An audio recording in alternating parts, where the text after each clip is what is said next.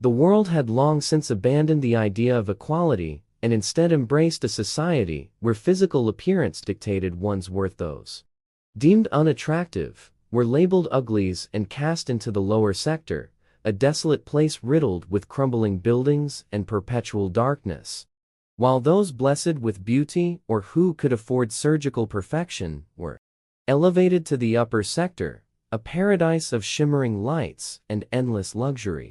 Allah had grown up in the lower sector, where survival was a daily battle. The air was thick with smog, and despair clung to every corner. She'd often stare at the glimmering towers of the upper sector, visible through the perpetually gray skies, and wonder what life would be like among the pretties. She knew the rules. She knew the cost to become pretty meant undergoing the transformation, grueling and invasive procedure that sculpted your face and body into society's definition of perfection. But it wasn't just about the surgery. It required submission, conformity, and the relinquishment of one's individuality. Isla's mother had once been a pretty, but after a tragic accident left her scarred, she was deemed unfit for the upper sector and cast down to the lower sector, where she met Isla's father. She'd always told Allah that true beauty came from within, but Allah couldn't ignore the constant hunger, the violence, the hopelessness that defined their lives in the lower sector. She dreamed of escaping, of ascending to the upper sector, but she also knew that the transformation wasn't just physical, it was psychological. They didn't just change your face, they changed your mind. The reclamation center stood at the boundary between the two sectors. It was the place where uglies could apply for the transformation. The line stretched for blocks every day, filled with desperate faces hoping to be chosen. Allah had avoided it for years, refusing to believe that her worth could be measured by the symmetry of her features. But when her younger brother Keon grew ill and the medicines he needed were only available in the upper sector, Allah knew she had no choice. She had to try. The day Allah stepped into the reclamation center, she felt the weight of 1,000 eyes judging her, assessing her value. She was ushered into a stark white room where a panel of evaluators sat behind a glass screen, their faces flawless and devoid of emotion.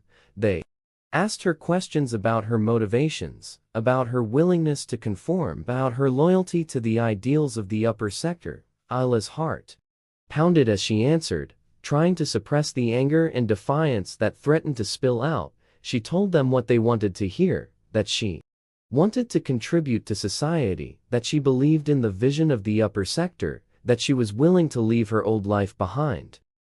Days turned into weeks as Allah waited for the decision. She spent her nights tending to Keon, whose condition worsened with each passing day, and her days scavenging for food and water among the ruins of the lower sector.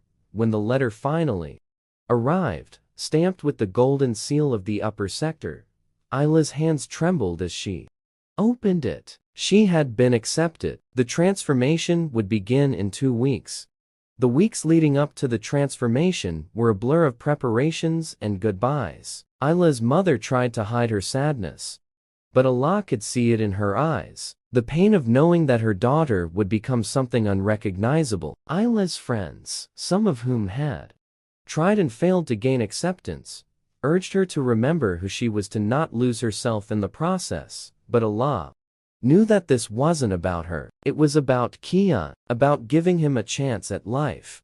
When the day finally came, Allah was escorted to the transformation facility, a towering structure of glass and steel that loomed over the boundary between the sectors. Inside, she was stripped of her clothes, her belongings, her identity. She was given a sterile white gown and led into a chamber where the surgeons awaited, their tools gleaming under the harsh lights. They explained the process in clinical terms, outlining the changes they would make, the procedures they would perform. Allah felt a wave of nausea, but she nodded silently, determined to see it through. The transformation was excruciating. Days blurred into nights as Isla's body was reshaped, her face sculpted, her imperfections erased. She was kept in a state of semi-consciousness, her dreams filled with fragmented memories of her old life, of Keon's laughter, of her mother's warm embrace. But with each passing day, those memories grew fainter, replaced by visions of the upper sector of beauty and power and acceptance. When the process was finally complete, Allah was led to a mirror.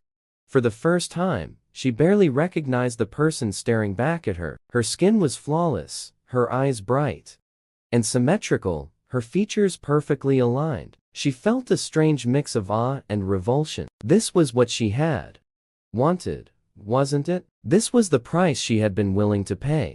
Allah was given a new name, new identity. She was no longer Allah the Ugly. She was now Elena, a citizen of the upper sector. She was given an apartment, a job, a place among the pretties. But she quickly realized that the upper sector was not the paradise she had imagined. Beneath the glittering facade lay a rigid hierarchy where conformity was enforced with an iron fist. Those who dared to question the rules were ostracized or worse, and Allah soon discovered that the transformation had done more than change her appearance. It had implanted subtle suggestions in her mind, altering her thoughts, her desires, her loyalties.